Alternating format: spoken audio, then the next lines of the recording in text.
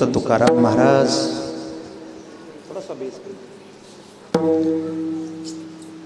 आणि समचरण पांडुरंगाच्या चरणी अत्यंत श्रद्धेनं निष्ठेनं आपल्या सगळ्यांच्या साक्षीने मनापासून साष्टांग लोटांगण घालत गावाची ग्राम उपासना देवता श्रीराम भक्त हनुमानजी, अन्य देवी देवता आणि कुलदेवता या प्रांताच्या आणि भगवंताच्या अत्यंत प्रिय संत श्रेष्ठ जनाबाई महाराज या सगळ्यांना जोरात टाळी वाजवून मनापासून अभिवादन।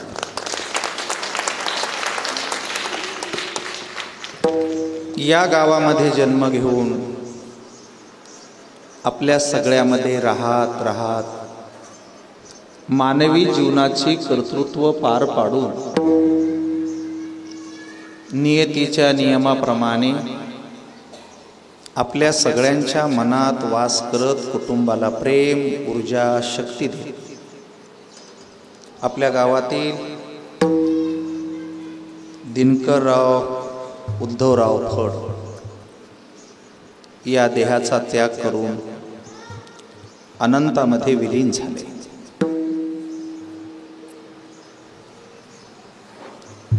आपल्या वडिलाच्या वरती असलेल्या अपार श्रद्धेनं चिरंजीव कालिदास आणि नारायण यांनी आपल्या बापाच्या ऋणातून मुक्त होण्यासाठी चैतन्यमय असणाऱ्या पांडुरंगाच्या नामात साधू संतांच्या संगतीत आपल्या वडिलांच्या आठवणी व्यतीत करत आहात, त्याबद्दल मी या दोघांना मनापासून धन्यवाद देतो। सर्वप्रथम या परिवारावरती जे दुःख आहे त्या दुःखात मी आणि आमचा हा संपूर्ण वारकरी समुदाय सहभागी आहे।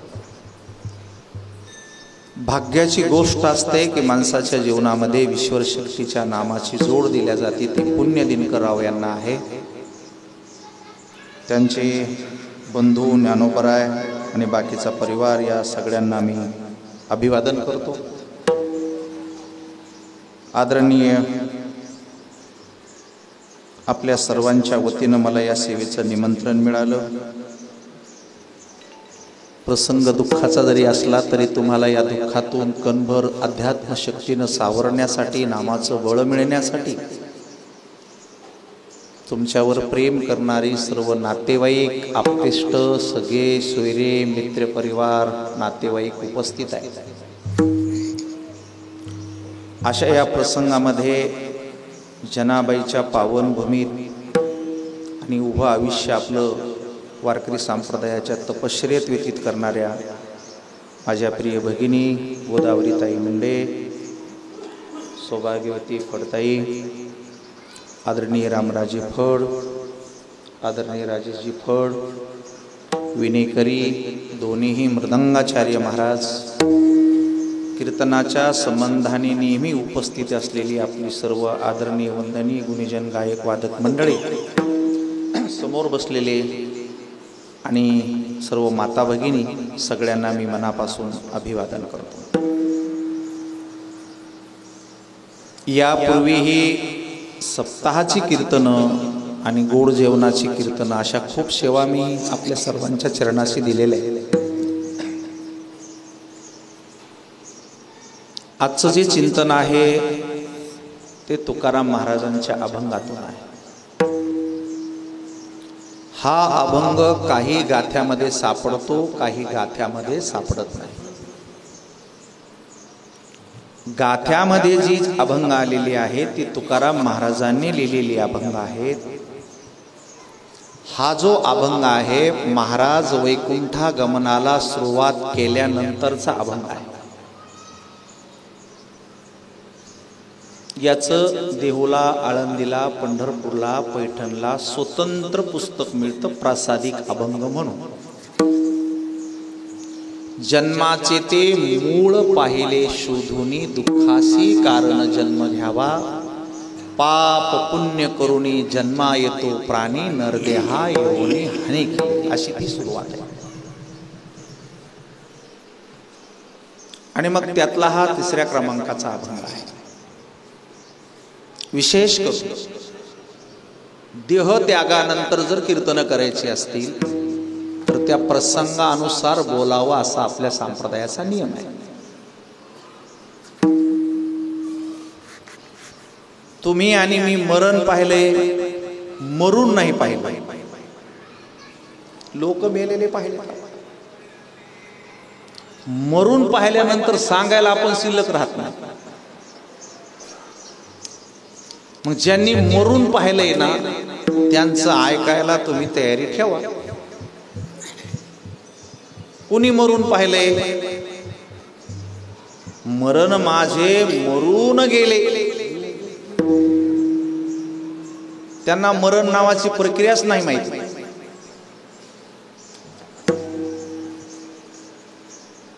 आज अगोदर तुम्हाला एक गोष्ट क्लिअर करतो की संप्रदायाचा प्रसार प्रचार करत असताना, ऐकत असताना काही सांगण्यात चुका झाल्या आणि काही ऐकण्यात पण चुका झाल्या. बहुतांशी लोक देवदेव करायला लागले की देहाबद्दल जरा उदासच बोलतात.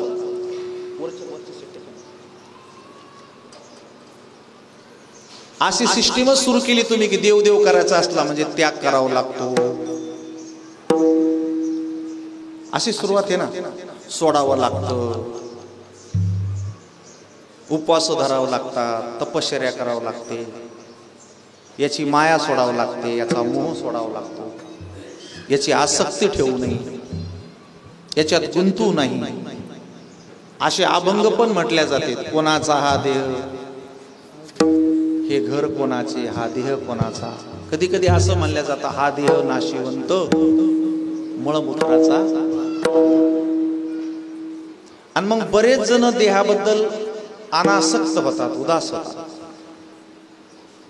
आज जरा तुम्ही पुन्हा नवीन ऐका माझ्याकडनं, मी खूप वर्ष येतोय तुमच्यामध्ये. आपण दोनच प्रमाण घेऊ, पुरावे घेऊ आणि मोठ्यांची घेऊ, म्हणजे बाकीच्यांचं ऐकत बसायची गरज नाही. संत सम्राट ज्ञानेश्वर महाराज हे योगी आहेत, ज्ञानियांचे राजे आहेत, तुमची माझी सगळ्यांची माऊली आहे. अर्थात त्यांच्यावर विश्वास ठेवायला तुमची काहीच अडचण नाही. ज्ञानेश्वर महाराजांचं, ज्ञानेश्वर महाराजांच्या देहावरती अपार आतोनात प्रेम आहे. आतोनात. मुळात त्यांनी जे तारुण्यात शरीर मिळवलं का, त्यांना म्हातारं सुद्धा होऊ द्यावं वाटलं नाही त्या शरीराला. ते काळे भोर केस, ती कमनी काया, गुटगुटीत देखना बांधा. ज्या शरीराने मी ईश्वराच्या समोर गेलो, ज्या शरीरातून मी चैतन्यमय झालो, ज्या शरीरातून मी अनंत काळ लोकांच्या समोर राहणार आहे, त्या शरीराला मी वाया जाऊ देणार नाही. तर माझ्या बरोबर त्या शरीराला सुद्धा मी अनंत काळ तसाच ठेवीन. म्हणून त्या देहातून मूलबंध, उडियाना बंध, जालिंदर बंध, कुंडलिनी जागृती करून बुद्धीचा पूर्णपणे शुद्धता करून अंतकरण, मन, बुद्धी, इंद्रियाला जिंकून त्यांनी त्या शक्तीला, कुंडलिनीला आपल्या इथल्या चक्रात स्थापन केलं आणि ज्ञान मुद्रा लावून आता सध्या ते समाधीत त्याच अवस्थेत गुटगुटी शरीरामध्ये अनंत काळासाठी तुम्हाला प्रेम देण्यासाठी बसलेले आहेत. ज्यांनी शरीराला इतकी काळजी घेऊन इतका काळ ठेवलंय, त्यांचा शरीराबद्दल राग आहे का प्रेम? कारण जी गोष्ट माणसाला आवडती ती तो जपून ठेवतो.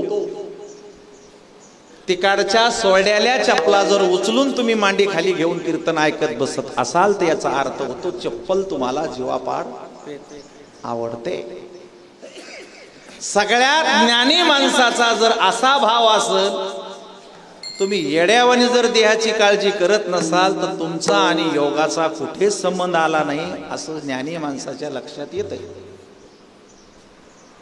आता याच्यावर काही तुमची शंका आहे? उलट पक्षी हे आहे का की ज्ञानेश्वर महाराजांना त्यांच्या मायबापाला जीव द्यावा लागला सिस्टीमच्या पुढे. कदाचित त्यांनी लग्न केले नाहीत, पण कदाचित असंही असू शकतं की जगाची जगण्याची रीत अतिशय वाईट आहे, आम्हाला त्या सिस्टीम मध्ये पडायचं नाही. पण ज्या शरीराने आम्हाला इथपर्यंत पोहोचलं आम्ही त्याचा तिरस्कार करू शकत नाही. हे सिद्धांत आहे, हे तत्व आहे. आणि सिद्धांत आणि तत्व जगातल्या कुठल्याच काळात कुणाकडूनच बदलत नाही. हे माझ्या समोर बसलेल्या ज्ञानवंतांनी कायम ध्यानात ठेवावं. मी आपल्याशी जो विषय घेत आहे हा कुठल्याही पक्षाचा नाही, व्यवहाराचा नाही, हा संसाराचा नाही, हा स्वार्थाचा नाही, हा एकमेकाला पटवून देण्याची सिस्टीम नाहीये. मला काही असं घेणं देणं नाही की मी तुमच्यावर काहीतरी लाधायला आलो आणि तुमच्याकडून काहीतरी म्हणून घ्यायला, असं काहीच नाहीये. तुम्ही ऐकलं नाही ऐकलं, तुम्हाला पटलं आणि नाही पटलं तरी माझ्यावर आणि तुमच्यावर जे अवलंबूनच नाही त्यालाच तर तत्व म्हणायचं. आणि तेच तत्वज्ञ संत स्वीकारितात. या उपाधी माझी गुप्त चैतन्यासे सदोदित, तरी ते तत्वज्ञ संत स्वीकारितात. आता राहिलं तुकाराम महाराजांचं. ज्ञानेश्वर महाराजांचं देहावर प्रेम आहे हे तुम्हाला कळालं, त्यांनी अजून तसाच ठेवला हेही तुम्हाला कळालं. पण याच्यापेक्षा तुकाराम महाराजाला जास्त लोभ होता देहाचा.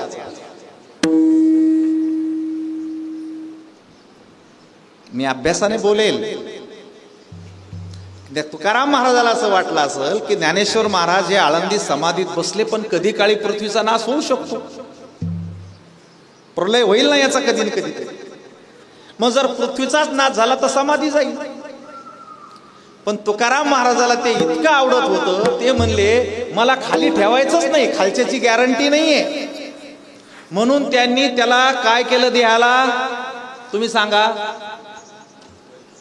काय केलं, वैकुंठाला स्वतः बरोबर घेऊन गेले. स्वतः बरोबर जी वस्तू नेल्या जाते तिच्या जीव आहे असं सिद्ध होतं. तुम्ही उठल्या सांगता लोकांना की तुम्ही देह कोणाचा, धन कोणाचं, शरीर कोणाचं. अहो त्यांनी गाव आपलं पवित्र केले. ज्ञानेश्वर महाराजांच्या गावाला इतकं पावन केले की अलंकापुरी पुण्यभूमी पवित्र. तुकाराम महाराजांनी देहूत राहिले, त्या डोंगराला पवित्र केलं. ती बायको जनाबाई त्या जिजाऊ तिला पवित्र केले. त्या गावाला मोठं केले. मोठी माणसं ज्याच्या जवळ बसतात त्याला सुद्धा मोठेपण देतात हे विसरता कामा नये. हे अध्यात्मात. आता व्यवहारातलं पाहू. सकाळी 8 वाजल्यापासून 12 वाजेपर्यंत मी 300 किलोमीटर वेगाने ज्या गाडीत बसून आलो, तिनं मला तुमची भेट करून दिली. ती आता पलीकडे उभी आहे आणि मी इथे उभा आहे. मी तिच्यातून आल्याच्या नंतर मी आता इथे उभा राहून त्या गाडीची निंदा करू शकतो नाही की फालतू गाड्या, लोखंडाच्या गाड्या, काय कामाच्या, असं म्हणू शकतो.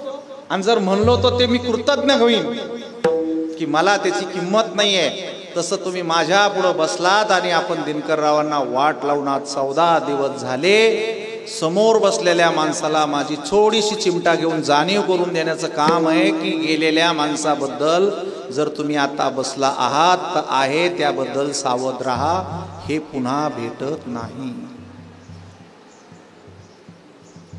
पुन्हा भेटायचं नाही. तुम्ही सगळ्या गोष्टीवर जास्त लक्ष देऊन राहता, विशेष करून पैशासाठी. इतकी आग पडली तुम्हाला पैशाची की सध्या अशी भेसळ करून खोटं बोलून जितके पैसे कमवता येतील इतक्याच्या माग सर्व क्षेत्रातले लोक रात्रंदिवस लागले. आणि सगळ्यांना माहिती की हे वर नेता येत नाही. फक्त अट्टहास आहे जमवायचा. त्या घुशी कशा उकीर आणत्यात तसे मोठाल्या घुशी इकडून तिकडून भलता कचरा करून जमा ठेवतील, पण नेता काही येणार नाही. सिद्धांतामध्ये धनाला कवडीची किंमत नाही. काय करतो त्या धनाला? देहाच्या पुढं तुमचं धन किती महत्वाचं आहे जरा माझ्याकडनं ऐका. जर तुम्हाला मृत्यूच्या समयाला जर असं सांगितलं की फक्त आता 1 मिनिट उरलाय, आणि त्यावेळेला जर तुम्ही असं म्हणले की माझ्या भारताच्या सर्व संपत्ती पारड्यात टाकतो, मला 1 महिना वाढवून द्या, तर सगळ्या पृथ्वीवरची इस्टेट जरी पारड्यात टाकली, ज्याला एक क्षण भेटत नाही देहाचा वापस, त्या देहाबद्दल जर तुम्ही इतके उदास आणि बेशिस्त राहत असाल तर कीर्तनाचा आणि ऐकण्याचा काही संबंध नाही असा त्याचा अर्थ होतो. म्हणून राजेशेठ ढेरी कमी करा, नीट बसा तुम्ही सगळेजण. ते गेले आता, कधीही परत न येण्यासाठी. तुम्ही पण चांगलं खा, सुकल्यावाने दिसायला लागल्या. मी तुम्हाला औषधं सांगितलीत, याची जास्त काळजी घ्या. बांध, बगरे, लेकर, वासर, फडे जपणारे माणसं तुम्ही भांडण करता आयुष्यभर. मग कधी व्यवस्थित स्नान केले का? साबण पद्धतशीर लावलाय का? इतके उदास काऊन दिसायला लागले? मरणाची चहापेती यायला समजत नाही की आपण काय खातो, याच्यात काय टाकतो. खाण्यापूर्वी याचं काय होईल याचा जरासा विचार करावा ना. याची काय वाट लागल, हे चांगलं कसं राहील, थोडा वेळ कसं वापरता येईल, जास्त कसं राहता येईल. का येणंच नाही तुम्हाला पुन्हा याच्यात. तुम्हाला शरीर मिळणार आहे, शरीर मिळणार नाही असं नाही, 100% शरीर मिळणार आहे. कारण तुम्ही योनीत आलेला आहात. ही नरदेहाची योनी आहे, मानव योनी आहे, तुमची सुटका नाही. या योनीतून आल्याच्या नंतर परत ही योनी नाही, मग दुसऱ्या योनीत जाल ना. मग काय तुमचा थाट असून बाप बाप बाप बाप. मग समजा तुम्ही डुक्कर झाले, काय गोरे गोरे पान राहणार. मग साबणा नको, शॅम्पू नको, काय नको, टेन्शन नाही. तुम्ही ना कधीच लेट जेवणार नाही. मग 5 वाजताच नाश्ता मिळतो डुकराला. कशाला बारीक होऊन राहता इथं? ते बी कधीच उष्ट खात नाही, शिळ खात नाही. कोण डुकर कधी शिळ खाते का? ते उष्ट खाते का? फ्रेश राहते. पुन्हा त्यांना कधी बंधन नाही लेकराचे. वर्षाला 10, 12, 6 टेन्शन नाही. कुणाची डिलिव्हरी नाही, सीझर नाही, बिल नाही, सर्दी नाही, खोकला नाही, पडसं नाही. जितकी घाण खाते तितके छान राहते, मस्त झोपते. कुणाचं देणं नाही घेणं नाही. मांजर झाला तरी मस्त राहा, गाय झाली तरी मस्त राहा, बैल झाले तरी मस्त. काय काय मस्त आहे त्या शरीरात. आहार मस्त आहे, भोग मस्त आहे, निद्रा मस्त आहे. तरी मनुष्य देहीचे ज्ञान अधिक जाण सर्वथा. तुम्ही नरदेहाला भोगण्यासाठी आलाच नाही. देवाने हे त्याच्यासाठी बनवलेलंच नाहीये. तुम्हाला सगळ्या देहात बायका होत्या, लेकर होते, संसार होते, घर होते, दार होते आणि लय मस्त मजेत होते तुम्ही. इतके माणसासारखे उदास चुकून कोणते जनावर बसत नाहीत. कधी चिमण्याचा समूह पाहिला का तुम्ही की चिंता करत बसल्या चिमण्या म्हणून? ह्या चिमण्या पहा कशा सुकून गेल्यात, बेजार झाल्यात, काय रंग द्या लागल्यात, काय बेजार व्हायला लागल्यात. अरे चिमणीला माहित आहे की ज्यांना देह बनवलाय त्याची सोय त्याने अगोदर करून ठेवली. मी का उदास राहावं? पक्षी अंगानी उतरती ते का गुंतो नियाराती, तैसे असावे संसारी जोवरी का प्रार्थनाची दुरी. अरे रस्त्यात उतरायचं, चिमणा दाना खायचा, उडून जायचं, भुरकून दुसऱ्या दिवशी पुन्हा भेटते. यायला अशी हाव सुटली, पुसता सोय नाही. बेजार बेजार बेजार बेजार. वस्ती कर वस्ती आला, प्रातकाळी उठून गेला, तैसे असावे संसारी जोवरी का प्रार्थनाची दुरी. अरे मुसाफिर आलेला आहे, रात्री आराम केला, तो पाहत नाही यांची भिंत पडली म्हणून. कपडे झटकले की तो जसा निघून जातो तसं तुम्हाला सगळ्याला माहिती जायचंय. आपण वाट लावायला लागलो ते एका व्यक्तीला, गेले ते. काळजी घ्या, काळजी. सकाळपासून संध्याकाळचा प्रोग्राम सांगतो तुम्हाला. गेलेल्यांचा नंतर सांगू, राहिलेल्याचा सांगतो. पहाटे 4 वाजता कंपल्सरी उठले पाहिजे. नाही जमलं तर 5 वाजता 100%. संध्याकाळी जे खाताना त्याचा लोड येतो खाली लिव्हरवर, आणि ज्या वायरावर लोड आला ते भ्रष्ट होत असते. 4 वाजता ज्याची संडास लघवी बाहेर जाती त्याला आयुष्यात बीपी, शुगर, ब्लॉकेज, अटॅक, अर्धांगवायू, अपमृत्यू सुद्धा येत नाही. स्टारवाणी चमकते ते. 5 वाजता जे फ्रेश राहतात ते सुद्धा कधी जांभळ्या देत नाहीत. 6 वाजता जी लोक बहिर्दिशेहून तोंड धुवून आंघोळ करून फ्रेश राहतात ते सुद्धा रोगाच्या आजारी पडतच नाहीत.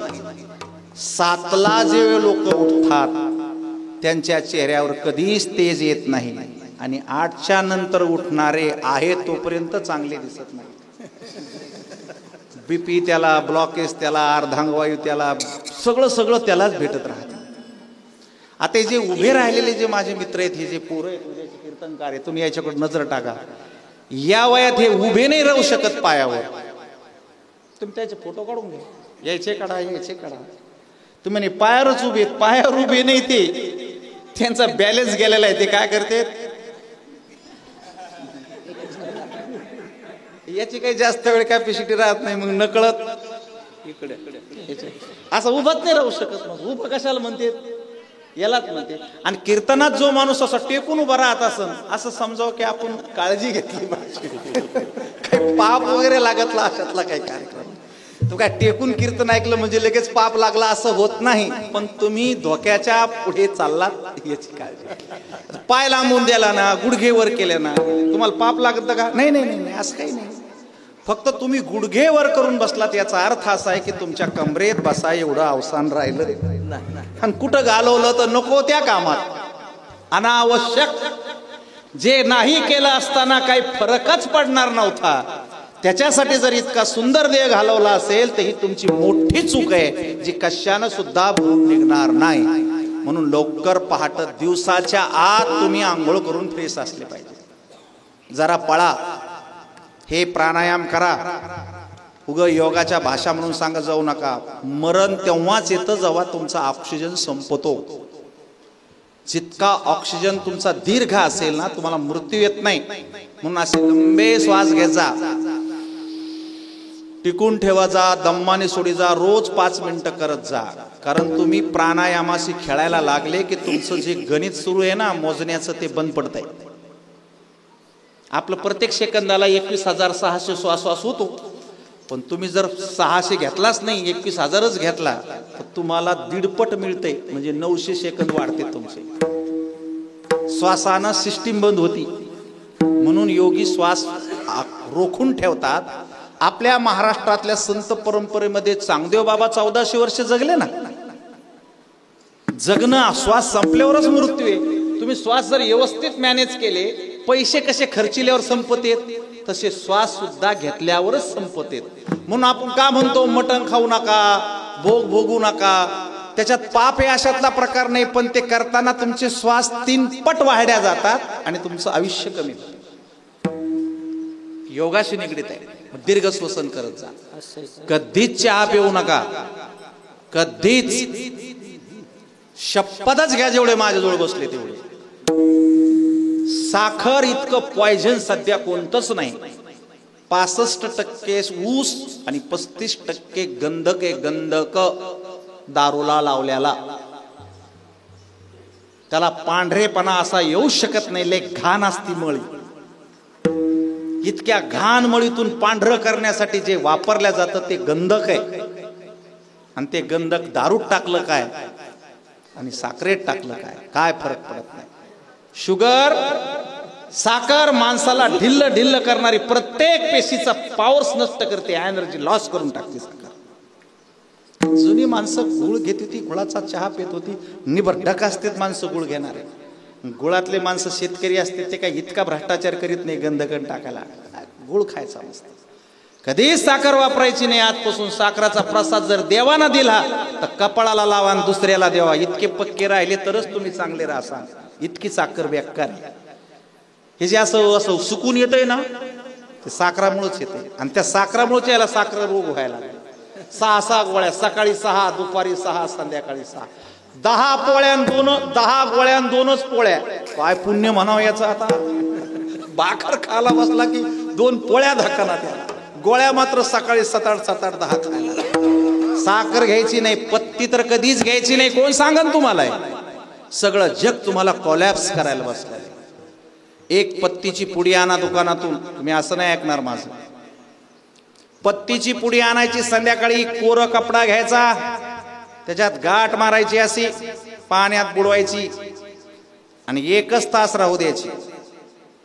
दुसऱ्या तासाला पत्ती बाजूला फेकून द्यायची. तिला पडलेला डाग जगातल्या कोणत्या बी साबणानं काढून दाखवा मला.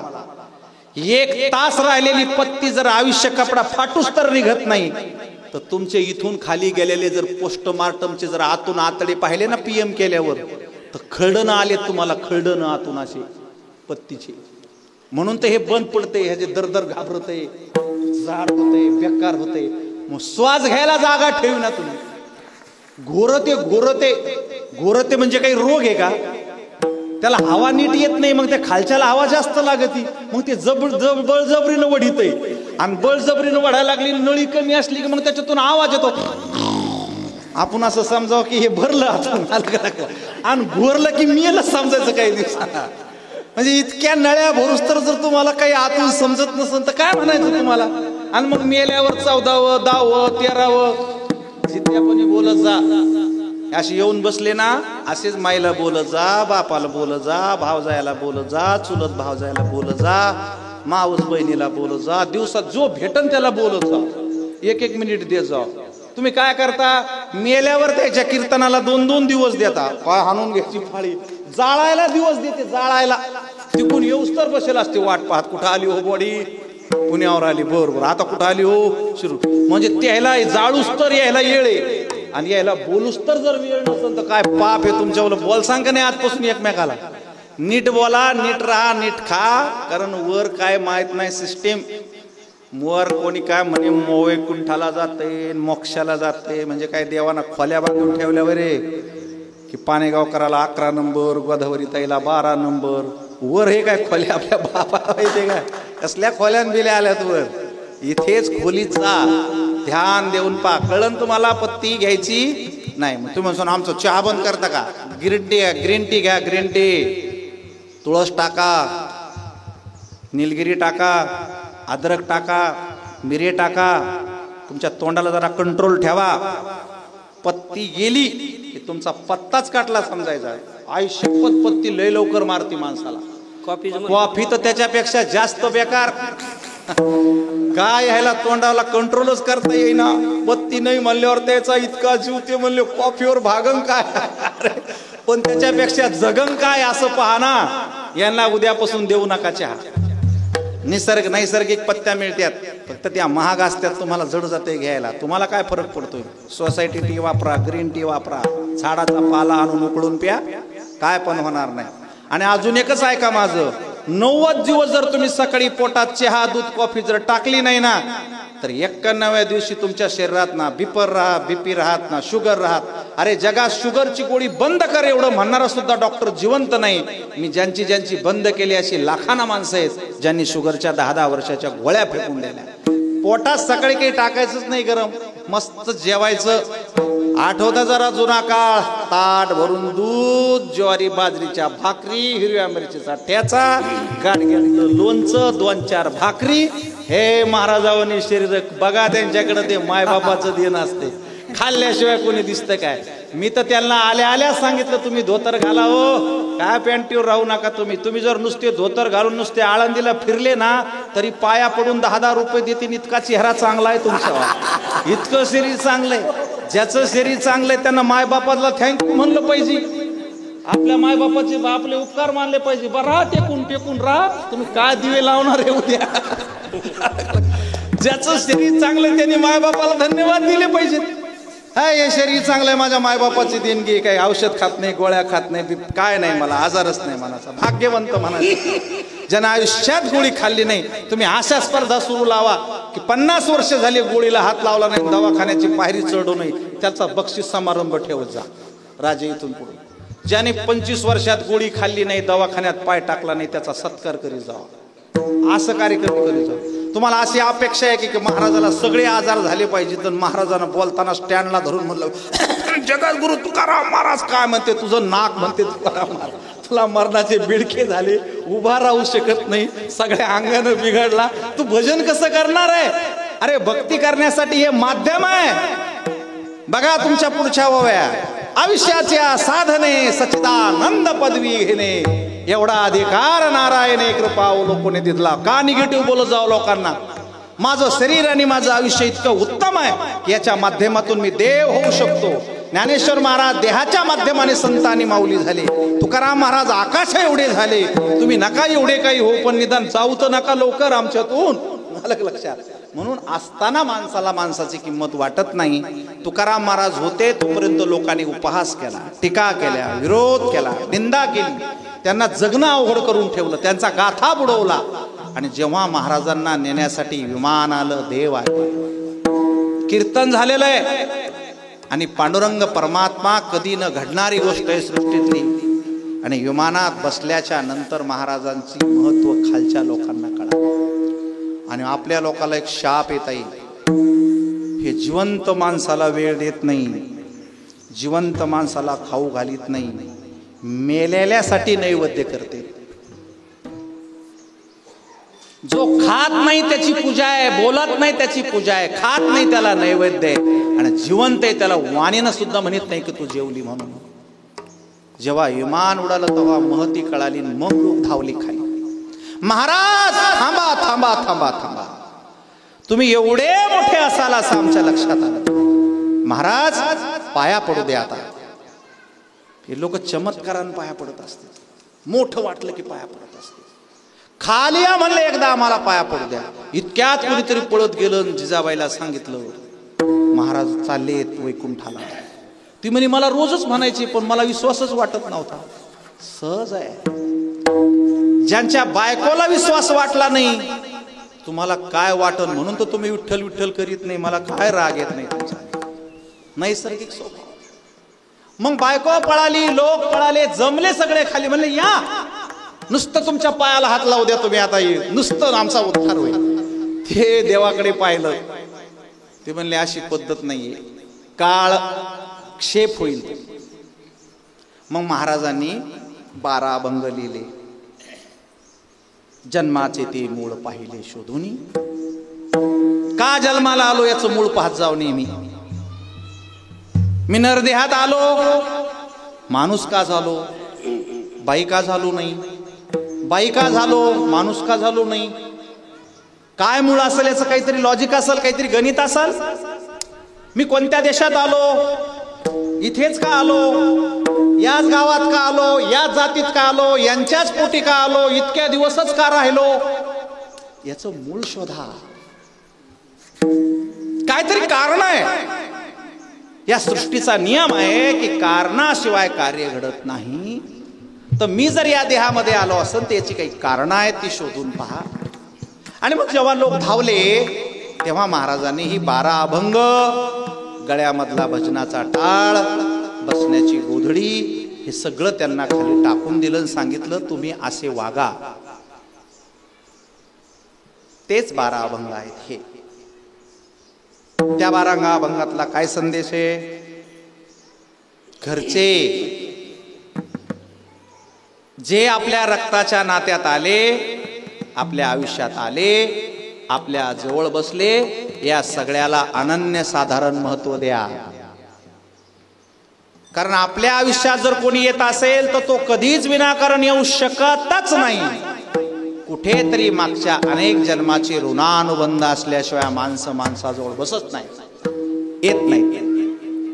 जर असं झालं असतं की माणूस भेटला आणि त्याचा झाला, तर रेल्वेत बसल्यावर अख्खी रेल्वे आपली पाहुणी झाली असती. असं होत नाही. म्हणून आपल्या नात्यातल्या जीवनात आलेल्या प्रत्येक व्यक्तीला जपलं पाहिजे. आणि दुसरं असं म्हणलं पाहिजे की मला देवानं दिलेली ही गॉड गिफ्ट आहे. मुलीनं म्हणलं पाहिजे मला हा नवरा मिळाला, ईश्वरा माझ्या अनंत जन्माच्या पुण्याने तू मला ही भेट दिली आणि ही तुझी भेट आहे, मी त्याला आनंदानं तुझी आहे म्हणून स्वीकारणार. तुम्हाला जी पत्नी आयुष्यात आली, तुम्ही देवाला धन्यवाद द्यावा, हे ईश्वरा मी जे काय संचित केलं असेल त्यामुळे ही माझ्या आयुष्यात आलेली आहे. लावा जीव, लावा, भेटा, बोला, सगळं काढून टाका डोक्यातला. आज तुम्ही माझ्याजवळ बसला, मागच्या क्षणाचा काही डोक्यात ठेवू जाऊ नका. काल कोणाचे भांडणं झालेत, काय कोणाचा तिरस्कार झालाय, काल कोणी शिव्या दिल्यात, ते गेलं कालच. मी आत्ता आहे तुमच्या समोर उभा आहे, जिवंत आहे, कंबर सोडेपर्यंत माझी काय पण गॅरंटी नाही. म्हणून घरची जेवढी माणसं असतील आणि दारची, इथे दोन प्रकारची लोक आहेत, घरची आहेत आणि दारची. पण दारची कोण? आम्ही काही निमित्तानं तुमच्या जवळ आलोय, उपरनं सोडलं की जाणार आहे, तुमच्या दुःखात तुमच्या बरोबर कायम नाही राहू शकणार. मग घरचे आणि दारचे, तुम्हाला माझा अंतिम संदेश आहे की तुम्ही तुमच्या वडिलांनी दिलेल्या संस्कारानुसार वागा, पाय सांभाळून ठेवा. ते ज्या परिस्थितीत गरिबीतून इथपर्यंत आले, तुमचं मोठं केलं, त्यांनी जी मान खाली घालू दिली नाही, त्यांच्या पद्धतीनं मनोगताप्रमाणे इथून पुढं वागाच, याला 14व्याचं गोड जेवण म्हणतात. की त्यांच्या मनानुसार आपण वागलं पाहिजे, त्यांच्यासाठी त्यांना नमस्कार सांगितला पाहिजे. कारण 10व्या दिवसाचा कार्यक्रम असतो. आत्मा शरीरातून बाहेर गेल्याच्या नंतर तो 3 दिवस त्याच्या भोवती असतो, म्हणून आपण त्याला सावरण्याचा कार्यक्रम म्हणतो. त्याच्या 10 इंद्रियाचे असलेले परिणाम त्याच्या भोवती सूक्ष्म देहामध्ये राहत असतात. माणसाला 4 शरीर आहे. दिसतं हे नुसतं स्थूल शरीर आहे, याला जाळलं तुम्ही. याच्या आत एक शरीर आहे, त्याच्यात मन आहे, बुद्धी आहे, चित्त आहे, ते नाही जाळता येत, ते तसंच आहे. त्याच्या आत एक शरीर आहे, त्याचं नाव आहे लिंग देह. त्याच्या आत एक शरीर आहे, त्याचं नाव आहे कारण देह. कोणत्या कारणाने मनुष्य देहात आला होता, इतके दिवस राहिला, त्याचं काय देणं घेणं आहे? 10 दिवसात ते सगळे सोपस्कार पार पडले की आपल्यावरचे असलेले इफेक्ट दूर करण्यासाठी ते क्षार करून त्याला 10व्यातून मुक्त करतात. 12व्याला का करतात 13वीचा कार्यक्रम? की कोणत्याही राशी जन्माला जरी आला तर राशी 12च आहेत. त्या 12 राशीतून तो सुटला की 13व्या दिवशी लोकांना जेव घालायचं की यांचं पुढं बरं व्हावं. आणि आता त्यांना जायचंय, आत्ता हे कीर्तन संपल्याच्या नंतर. ते लिंग देहात असल्यामुळे ते तुमच्याकडे पाहतात, मुलाकडे पाहतात, माझ्याकडे पाहतात. कोण महाराज आणलेत, कोण टाळकरी आणलेत, कोण पाहुणे आलेत, कोण माझ्यासाठी काय करतंय, हे सगळं त्या देहातून पाहता येतं. आणि भजनाची जोड मग त्याच्यासाठी द्यायची की किती जरी दोष असले तरी पंढरीनाथ इथं बसलेला आहे आणि जो अनंत जन्म आणि मृत्यू ज्याच्या हातात आहे. खरं तर आजच्या दिवशी पांडुरंगाचा अभिषेक करत असतात. त्यांच्या नावाने एक माळ मुलांनी जपायची असते. आजच्या जेवणाचा पहिला प्रसाद पांडुरंगाच्या समोर ठेवायचा असतो आणि मग जीवाची मुक्तता होत असते.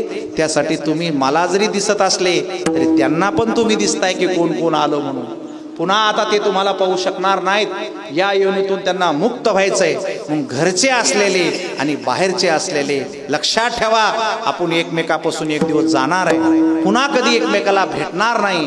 आपल्या दोघांनाही बनवणारा, सांभाळणारा, नेणारा असा जर कोण असेल त्रिभुवनात तो एकमेव पंढरीनाथ आहे. आणि म्हणून तुम्हाला विनंती केलेली आहे की तुम्ही त्याच्या भजनानं मी आणि तुम्ही दोघंही सुटू शकतो. हे अभंगाच्या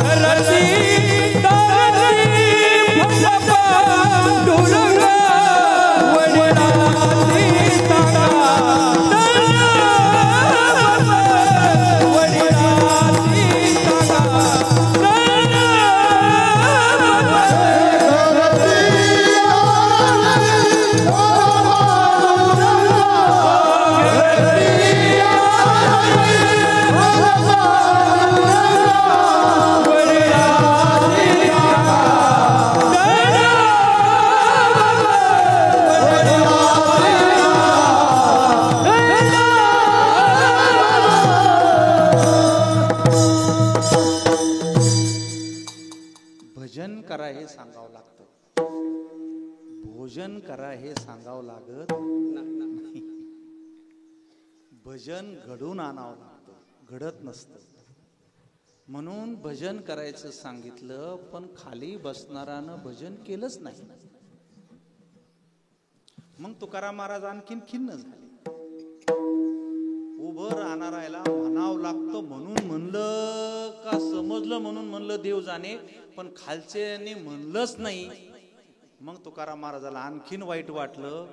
मग ते म्हणले, तुमच्या कसं लक्षात येत नाही की जीवन एकदा गेल्यावर वापस येत नाही. तुम्ही भजन का केलं नाही? गेलं ना ते होऊन,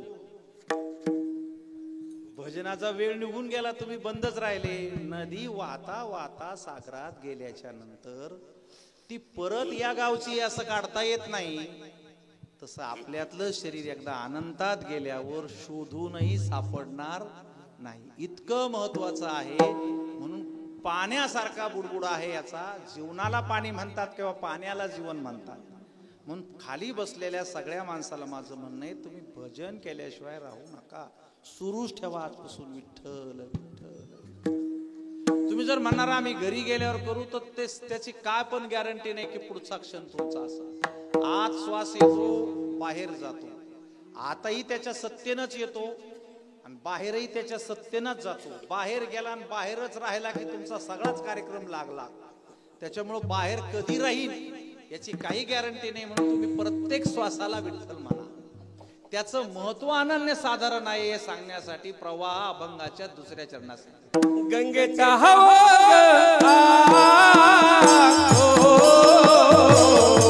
सागराला गेला, गंगेचा हवा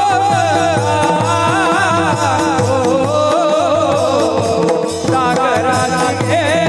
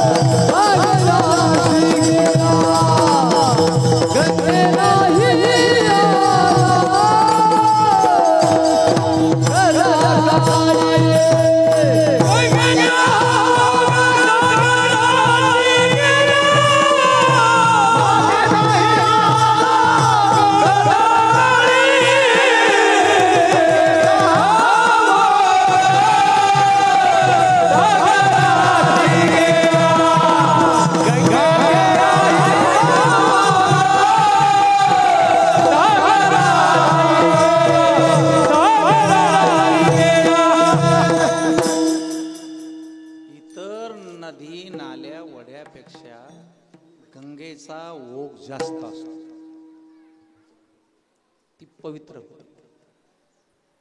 तिच्यात जितकी ताकद असते का तितकी आपल्या वड्यात नसते. असे लय वडे भेटते गंगेला. सगळे नदी नाले कुठं भेटते? गंगेला. गंगा असते पवित्र. मग त्याला म्हणायचं ओघ. मग तुम्ही आमच्या बरोबर भजन करायचं आजपासून. त्याचं कारण आहे हा योग आहे. मी मधली लाट, दोन्हीकडचं वेगाचं पाणी, आणि मग या साईडला जे वेग आहे यायना बी म्हणत राहायचं. खाली जे बसलेले माग बसलेले यायने पण म्हणत जायचं. कारण आपण त्या ओघात आहे. कशात आहे? ओघातच चाललं पाहिजे. आपल्याला काही जमो का न जमो. मग ओघामध्ये काय काय येतं त्याचं विचारू नका. काय काय येतं? संडासाचं पाणी, मोऱ्याचं पाणी, प्लास्टिकचे कागद, कचरे, मेलेल्याच्या राखी, हे सगळं कुठं जातं? पण मग गंगातच जातं. आणि गंगातला ओघ सागरात जातो. भजनाचा जेव्हा रंग येतो का तेव्हा ईश्वरापर्यंत पोहोचतो. म्हणून सगळ्यांना म्हणायचं असतं. त्याला म्हणायचा ओघ. हा ईश्वरी नामात गेला. एकदा हे जीवन गेलं ना माग नाही येणार. मग ओघ सुरू होतो आपला. देव काय करतो? आपल्याला पाठवतो खाली मृत्यू लोकांना. आईच्या उदरातून पाठवतो. नेतांतच नाही होत. आईने देव पाठवलाय, तुम्हाला नेऊन घालावं लागतो. कशी मजा आहे पहा जीवनाची. पाठवला त्यांनी, नेला त्यांनी नाही. त्यांनी फक्त सप्लाय बंद केला. बाकी नेऊन कोणी घातला? तुम्हीच घातला. जर तुम्ही नेऊन घातला तर याचा अर्थ असा आहे की तो ज्याचा होता त्याला द्याला. तो अग्नीचा होता, तो वायूचा होता, तो पाण्याचा होता. जशा पद्धतीने तुम्ही नेऊन घातला तो त्याला गेला. मग हा जर ओघ असेल तर हा ओघ जर कधीच परत येणार नाही. तर लक्षात ठेवा, बाप दुसरा तिसरा कोणी नसतो. बाप ईश्वराने जीवाला सांभाळण्यासाठी घेतलेलं आपलं दुसरं रूप असतं.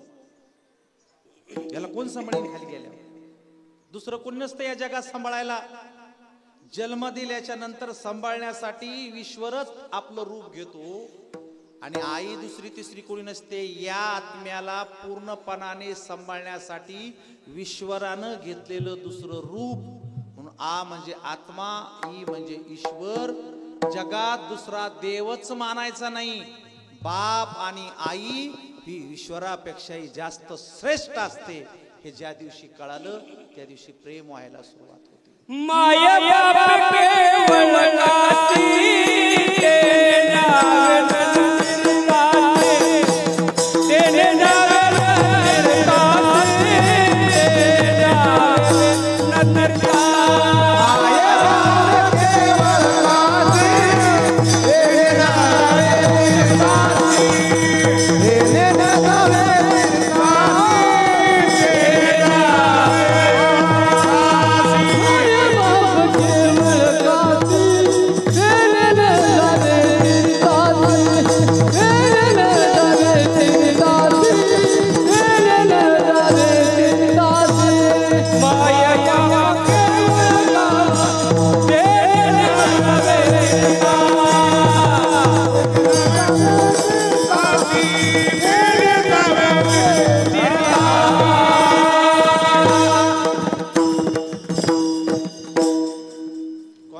तीर्थात इतकी ताकद नाही.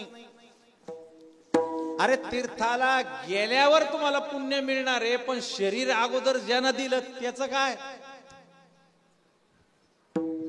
बऱ्याच लोकांना तीर्थ महत्वाचं वाटतं, पण त्या तीर्थात जाण्यासाठी शरीर ज्यानं दिलं ते महातीर्थ आहे ना. तुम्हाला देव मोठा वाटतो का, देवी मोठी वाटते का?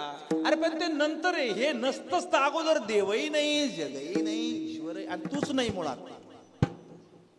सगळ्यात बेईमान माणूस जर कोण असेल पृथ्वीवरती फक्त आई आणि वडिलाला न मानणारा, याच्या इतका पापी, निर्दयी, निकृष्ट, मातीहीन, जीनहीन अशी दुसरी कोणतीच गोष्ट नाही की जो आई आणि वडिलाला मानत नाही. त्याच्यासारखा निकृष्ट प्राणी, हलकट, विचित्र, पापी पृथ्वीवर दुसरा कुणीच नाही. कारण जो ज्याने दिले त्याला मानित नाही, तर बाकीच्याला तो मानतो म्हणजे व्यवहार करतो. लबाड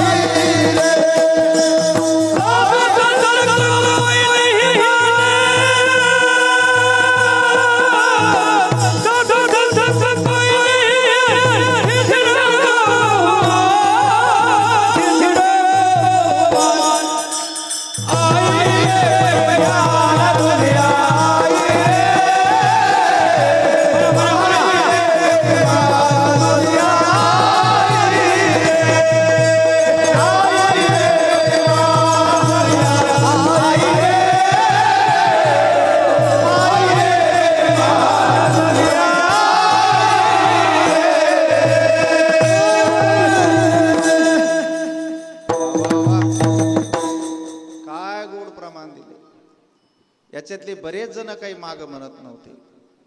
माई बापाला भांडणारे न पाहणारे त्याला लेकच तरी होत असं. पण आज कीर्तन भजनातून असं जर म्हणलं माय बापाला जीव न लावणारा बेईमान, तर मग काही काहीला लागन तर जरा जीव लावतील. हा तुमचा फायदा आणि पुण्य लागल तुम्हाला. राजे, तुमच्या प्रमाणानं जर एखाद्याला लाज वाटली संध्याकाळी माईला बोललं तर तुमच्या खात्यावर पुण्य तयार होईल. हे फायदा तुमचा चांगला झाला. पण दुसरा तोटा तुम्ही असा केला की वहिनी इथं बसलेले आहे. तसं नाही ना. हा, असं आहे. बायकोला पण मानायचं, मायबापाला पण मानायचं. त्या काळातलं प्रमाण असं ते. तुम्ही जरा प्रवाहाच्या विरोधात बोललात का की मायबापाला मानायचं बायकोचं नाही मानायचं, असं नाही. सध्या राजा असा काळ आलेला आहे बायकोचं जास्त ऐकावं लागतं. आमच्या भागात तर नुसते डोळे वाटारले तर घालील नोटा अंगण वंदीन चरण सगळं त्यांचं ऐकून तर करावं लागतंय. संसार असा गोड आहे आणि या गोड संगमाला ओघ म्हणतात. काय म्हणतात? ओघ. असं मिळून मिसळून असलं पाहिजे. एकट्यानं कसं ओघ म्हणजे काय? आता तुम्ही समजा याने कीर्तन ठेवलं आणि फोटो आणि मी दोघच कोपऱ्यात पडलं समजायचं. काय पडलं? कोपऱ्यात पडलं. म्हणून कधीच एकट्यानं जगायचंच नाही. तुम्हाला सांगून ठेवतो.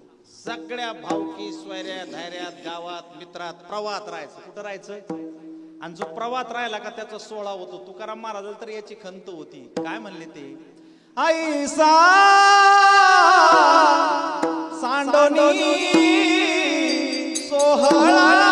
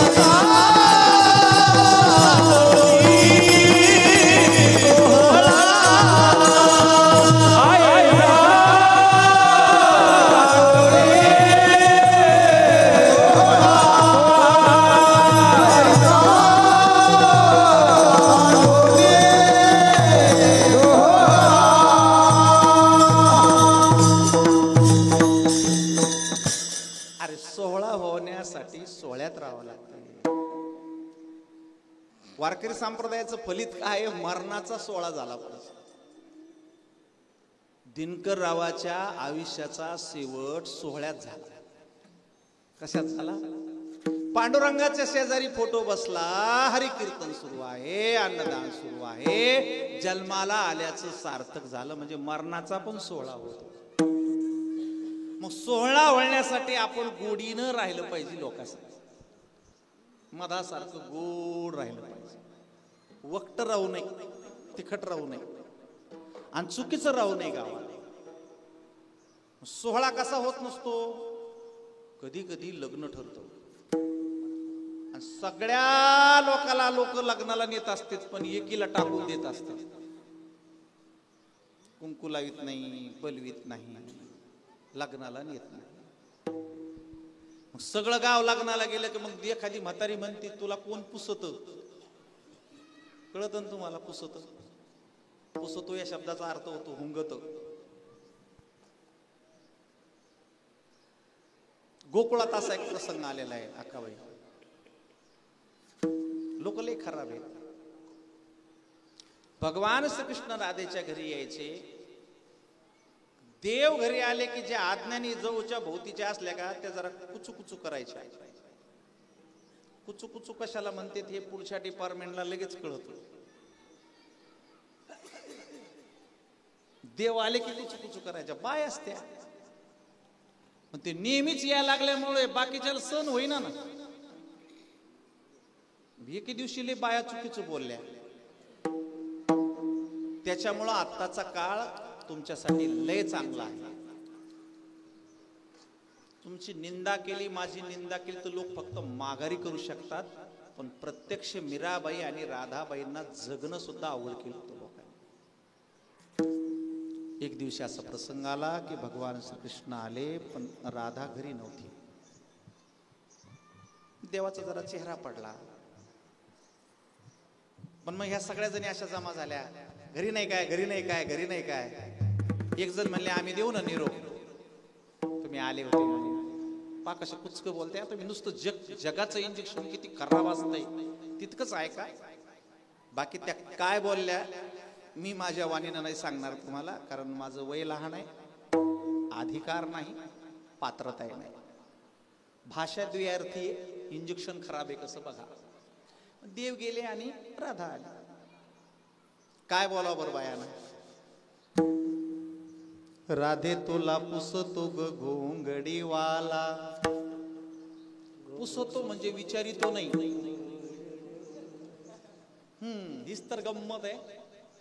राधे तुला पुसतो ग घोंगडीवाला, घोंगडीवाला ग राधे कांबळीवाला.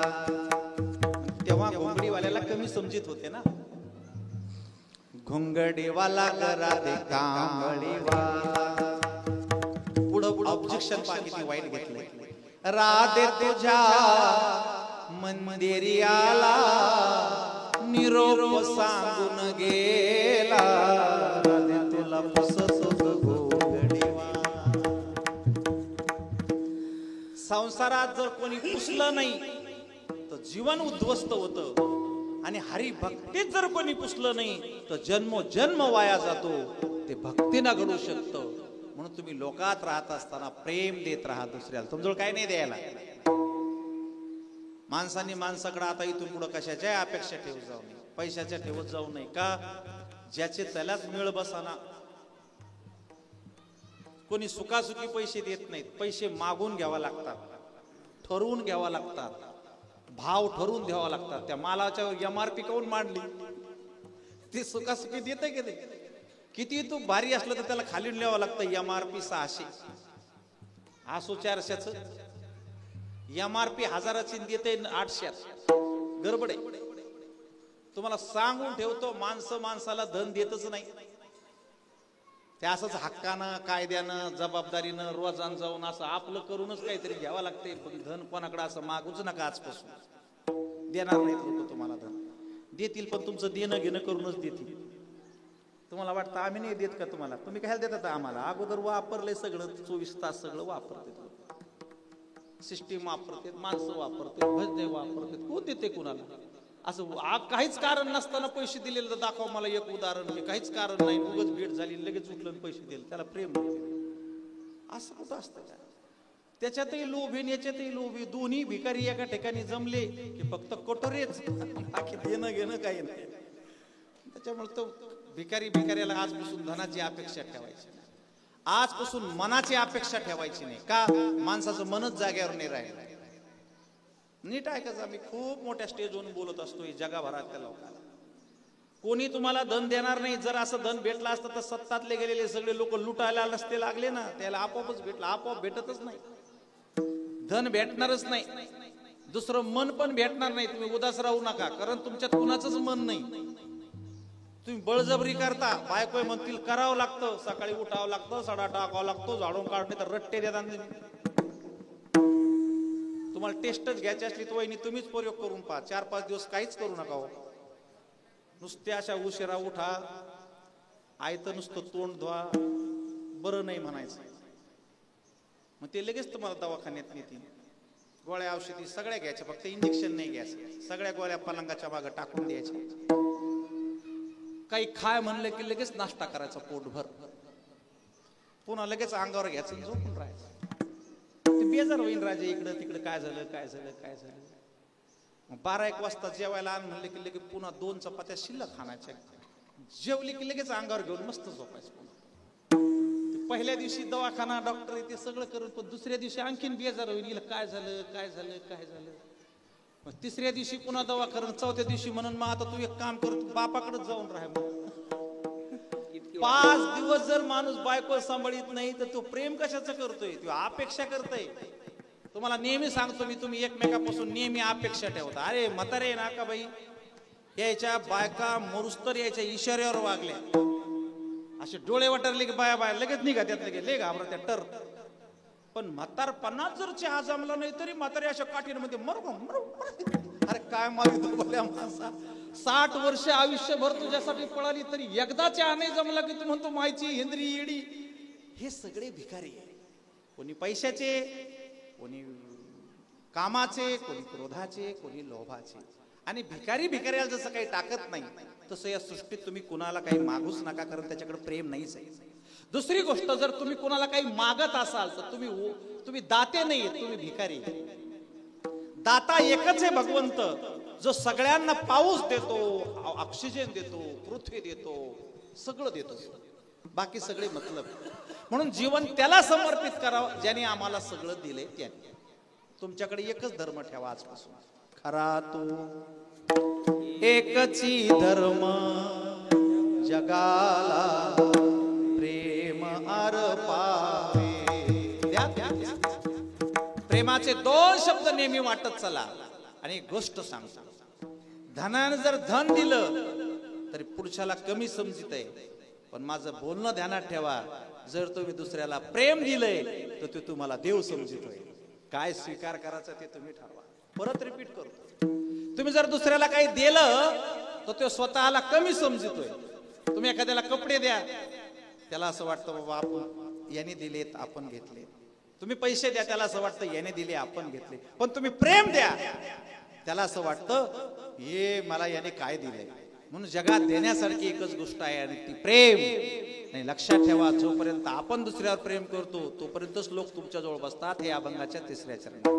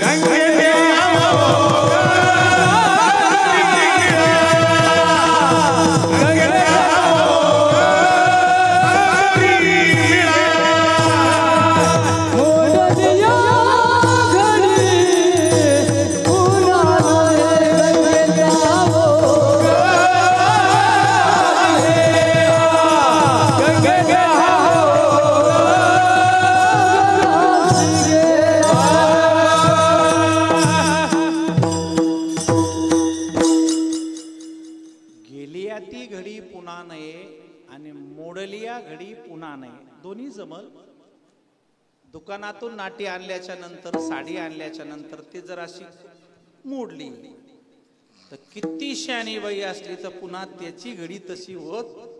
असंच आहे जीवनाचं, असंही होईल. आणि गेली आहे ती घडी पुन्हा नाही. आपल्या आयुष्यातून जो प्रसंग निघून गेला तो पुन्हा परत येणे कदापि शक्य नाही. म्हणून घडी घडीनं साधा. कोणती घडी गेली ती सांगण्यापूर्वी तुम्ही ही घडी वाया जाऊ देऊ नका. जोरात टाळी वाजून भजन करा. विठोबा रघुमाई हरी हरी रघुमाई हरी रघुमाई हरे हरे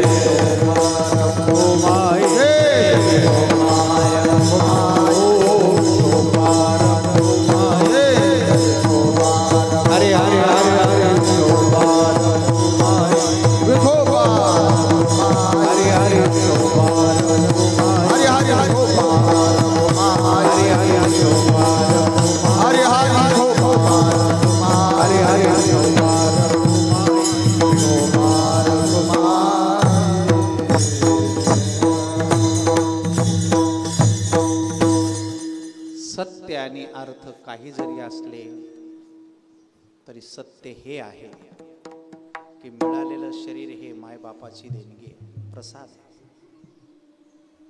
बाप आपली किती काळजी घेतो हे कळलं पाहिजे. लोक आईचं महत्व नेहमी सांगत राहतात. आईचा रोल वेगळा आहे अक्काबाई आणि बापाचा रोल वेगळा आहे. आई प्रेम दाखवत असते, बाप कर्तव्य निभावत असतो. डिलेव्हरीमध्ये यातना सुरू झाल्या, त्याचं दुःख ती आई भोगत असते, चक्रा मारत असते, त्रास सहन करत असते. हे सगळं तुम्हाला माहिती आहे, पण हॉस्पिटलचं आलेलं 40,000चं बिल माय भरत असते. तो रोल नाही येत तिला, त्याला बापच लागतो. लेकराचं पालन पोषण संगोपन सगळं माय करत असते, पण त्याला जर MBBS ला नंबर लागायचा असेल तर त्याचे 40 लाख रुपये भरण्याचा रोल माईचा नसतो, त्याला बापच लागतो. आई किती तळहाताच्या फोडावाने जरी लेकराला जपत असली तरी गावातल्या माणसाला जागीच थांबवण्याचं काम फक्त बापच करत असतो. बाप हा आपल्या शरीराचं कवच असतो. आपण कुठे जरी फिरत असलो तर त्याचं नाव आपल्या पाठीमागे आपल्या विरोधात दत्तासारखं उभं असतं. तो तर जीवनाचा मुख्य प्रवाह असतो आणि घरात आला गेला त्याचं तुमच्यावरती लक्ष असतं. जगात तुम्ही कुठेही जरी गेलात तर तुमच्यावर कृपा कटाक्षाने अहोरात्र प्रेम देणारी जर नजर कुणाची असेल तर ती फक्त बापाची. आज ते हरवले. कालिदास, तुमच्यावरचं मायेचं क्षत्र आज हरपलंय. तुमच्या मागे असलेली ऊर्जा आज कमी झाली, मावळली. ज्याचे मायबाप गेले त्याचा जगण्याचा प्रेमाचा आधार गेला. आपली वाट पाहणारी व्यक्ती फक्त आपली आई आणि बापच असते. माझ्या लेकराला काय खर्चटलं यासाठी धावून जाणारा, त्याचं संगोपन करणारा बाप असतो. लेकरं 2 प्रकारचे जन्माला येतात, पण माय 2 प्रकारची, बाप 2 प्रकारचे नसतात. काही लेकरं मुळावर येतात, काही लेकरं दाढ होतात. दोघांचा रोल बाप निभावतो, माय नाही. मुळावर आलेलं लेकरू कसं असतं अक्काबाई, लेकरू झालं की काही लेकरं असे दिवसभर हसते, पेते, झोपते. मग बापाला असं वाटतं ले लेकरू चांगलंय. गल्लीतल्या बाया म्हणत्या ले देवच जन्माला आला, त्रासच नाही माईला. पण डिलेव्हरी झाली, माहेरातून नांदायला घरी आली आणि संध्याकाळी जेवण करून ती झोपली की 10 10:30ला जच याचा भोंग्या शिट्ट्या मारितो, त्याला म्हणते मुळावर आल्याला. दिवसभर पेतो, झोपतो, हसतो, रडायचाच नाही. पण माईला डोळा लागायला लागला की जे त्याच्या शिट्ट्या सुरू होत्या, हळूहळू आवाज वाढीत होते. ती म्हणते नको रडू, रडू नको, मेले दमली माय. दमली म्हणले की करतो. इथे माईचा रोल भारी आहे, बापाचा रोल तसा नाही. बाप म्हणतो दिवसभर माणूस दमत, हे काटतं, रातचं वडतं, उचल त्याला. पण त्याला उचलून ती बाहेर नेती. बाहेर कोणीच नसतं रातच्या 11-12ला. मग ती म्हणती चांदो मामा, हे त्याच्यामुळेच मामा झालेले आहेत, दुसरा काही कार्यक्रम नव्हता. मग ते चंद्राकडे पाहत, चंद्र काही बोलत नसल्यावर ते पुन्हा करत. मग माय त्याला आणून आतमध्ये पलंगावर टाकीती. बाप काय करतो माहिती का तुम्हाला? मैना असा बशीला, बाप नुसता त्याच्या डोळ्याकडे पाहतो, आवाज करायचा नाही. काय बापा नुसतं असं केलं की मग त्याचा आवाजच दबवतो, फुंदू फुंदू फुंदू फुंदू. प्रत्येकाचे रोल वेगळे, पण त्याचं जर बिल आलं तर माय भरत नाही, ते बापाला भरावं लागतंय. आणि तो धीर, आधार, सुविदेश पुरुष, पुरुषार्थवान बापाच्या जाण्यानं आपल्या जीवनातून संपत असतो. आधार संपत असतो, आधार कोलमडत असतो माणूस. ते धीर जात असते, ते आठवण. काही लेकरं मुळावर येते अक्काबाई, हे सांगितलेले मुळावर आहे, दुसरे दाढ आहे दाढ. मुळावर आलेले असो का दाढ असो ते माईच्या वाट्याला जाते, पण बापाच्या वाट्याला कर्तव्यच येतं.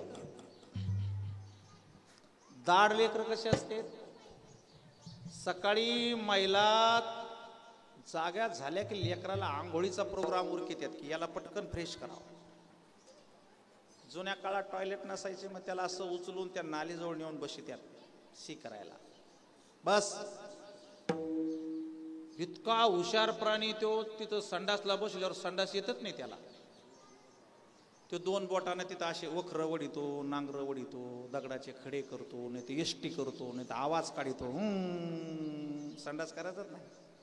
अरे उरक उरक उरक, त्या संडास यायची. त्याला उचलाव, आंघोळ घालाव, कपडे करावं, ड्रेस करावं, गन पावडर करावं. सकाळी 5 वाजता उठतो याला अजिबात संडास येत नाही. 7ला नाही, 8ला नाही, 9ला नाही, 10ला नाही.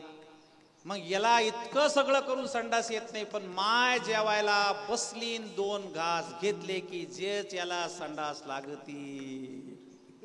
मग बाकीच्या जावा भावा त्याला बोलतात, तुझं पोरग किती दाढ आहे, तू रोज जेवायला बसली कीच कसं याला संडास येते. तर ती म्हणती बसू द्या माझ्या लेकराला 2-2 दिवस संडास येत नाही. आपली संडास आणि लघवी ज्याला गोड लागती अशी जगातली एकच गोष्ट असती, माय आणि बाप. दुसरा माणूस ते सहन करणार नाही. दुसऱ्याच्या अंगावर लगेच संडास फेकून देतील तुम्हाला. ते ओझं फक्त बापच उचलू शकतो. आपल्या मोठेपणाची इच्छा, आपलं लेकरू मोठं व्हावं, कर्तृत्ववान व्हावं, त्याचा संसार चांगला व्हावा, त्याचे 2चे 4 हात व्हावेत आणि त्याचं जीवन सुखा समाधानात जावं, ही रोजची प्रेरणा आणि ऊर्जा जिथून येते ती आज कालिदास तुमच्या जीवनातली संपलेली आहे. हरिभक्तीच्या आणि पांडुरंगाच्या शेजारी तुम्ही बापाला बसवलंय. पांडुरंगाच्या बराबरीनं ते जीवनातून कृतार्थ झाले. त्यांनी केलेल्या तुमच्या उपकारातून तुम्ही आज कृतार्थ झाला. बापाच्या स्मरणामध्ये हरीचं नाव जोडलं की गगनापेक्षाही नाव मोठं असल्यामुळं झालेल्या सगळ्या दोषातून मुक्तता होते. म्हणून भक्तीनेच जीवनाचा गोड व्हावा, यासाठीच याला 14व्याचं गोड जेवण म्हणतात. तुकाराम महाराज म्हणाले, मी तुम्हाला जीवनाचं सगळं काही सांगितलं, पण ऐकाल तर ना. सांगितलं काय त्याला महत्व नाही, ऐकलंय काय त्याला महत्व आहे. मी तुम्हाला सगळ्या गोष्टी सांगितल्या जीवनाच्या. तुकाराम महाराज म्हणतात, ह्या गोष्टीची आठवण ठेवा. आल्यानंतर जावा लागतं. आपलं येणं आणि जाणं ज्याच्या कृपेनं होतं ते आपले मायबाप असतात. माय आणि बाप हे ईश्वरापेक्षाही श्रेष्ठ आहे. झालं गेलं काही असलं तरी इथून पुढे त्यांची काळजी घ्या. आई आहेत का कालिदास? आहेत. आता आजपासून तुमची जबाबदारी वाढलेली आहे. बाईच्या शिरावरती जोपर्यंत तिचा पती असतो तोपर्यंत तिची पूर्ण जबाबदारी तिचा नवरा घेत असतो. सगळी जबाबदारी पतीवर जात असते, पण ज्या दिवशी पतीचं निधन होतंय तिची पुढची जबाबदारी कालिदास तुमच्यावरती येऊन पडलेली आहे. आता ती तुम्हाला बोलणार नाही मला काय लागतं म्हणून, कारण तिला जे सांगायचं होतं ते हक्काचं तोंड आता गेलेलं आहे, ते हक्काचा माणूस आता गेलेला आहे. तिला जे रडायचं होतं, सांगायचं होतं, बोलायचं होतं, मागायचं होतं, ते सगळे रस्ते बंद झालेले असतात. आणि म्हणून जेव्हा बाप जातो तेव्हा तुमची खरी जबाबदारी आहे की माझ्या आईच्या डोळ्यात कधी पाणी नाही आलं पाहिजे, तिच्या लेकेला कधी उन्ह वाटू नाही दिलं पाहिजे. बहिणी किती आहेत तुम्हाला? एक बहीण आहे, तिला कधी विसरायचं नाही. दिवाळी असो, सुख असो, दुःख असो, तुम्हाला तिच्या पुढे उभं राहायचंय. तिच्या सगळ्या गोष्टी तुम्हाला पूर्ण करायच्या आहेत. तिचा दवाखाना पूर्ण करायचा आहे, तिच्या औषधी पूर्ण करायच्या आहेत. आणि तिचा नवरा तिला बोलत होता ना रोज, तसं तुम्हाला आता जबाबदारीनं बोलायचंय संध्याकाळी की आई चाल गा आपण जेवू. तू जेवली का? मी येतो गंगाखेडवरून जाऊ, मी आता गावाला जाणार आहे, मी आता येणार आहे. ह्या गोष्टी जेव्हा तुम्ही पार पाडताल तेव्हा वडिलाशी सांगा दंडवत, तुमचे वडील संतुष्ट होतील. ही जबाबदारी आपल्यावरची आहे आणि ती जबाबदारी तुमच्या संस्काराने तुम्ही नक्की पूर्ण पाडाल अशी आम्हाला पूर्ण खात्री आहे. आई वडिलांच्या आशीर्वादाने तुमच्या जीवनात उत्तरोत्तर प्रेम, आयुष्य, ऐश्वर्य, सुख आणि समाधान नितांत लाभो. पंढरीनाथ कीर्तनात उभा आहे आणि त्याच्या शेजारी तुमचे वडील आहे. देवाचा हात धरून ते आज अनंतामध्ये विलीन झाले. मनामनामध्ये घर करून फुलासारखं जीवन जगत कायमच्या आठवणी ठेवून तुम्ही पाठीमागे ते निघून गेलेत. अशा काही गोष्टी आहेत तुकाराम महाराज सांगतात की मी आता निघून जाणार आहे. मी जरी देहाने तुमच्यात नसलो तरी माझे विचार तुम्हाला प्रेरणा देणार आहे. आणि म्हणून आज 350 वर्षाच्या नंतर तुकाराम महाराजांची हे विचार या अभंगाच्या निमित्ताने आपल्याला काही गती देतात, काही प्रेरणा देतात, काही ऊर्जा देतात. हे विचार ज्या संत मायबापांनी आपल्याला दिले त्यांचं एकदा गोड टाळी वाजून भजन करायचं. संत आणि देव एका ठिकाणी आले, जीवन पावन होत असतं. ते भजन ज्ञानेश्वर माऊली ज्ञानराज माऊली ज्ञानेश्वर माऊली महाराज ज्ञानेश्वर माऊली महाराज ज्ञानेश्वर माऊली हरी हरी ज्ञानेश्वर माऊली हरी हरी ज्ञानेश्वर माऊली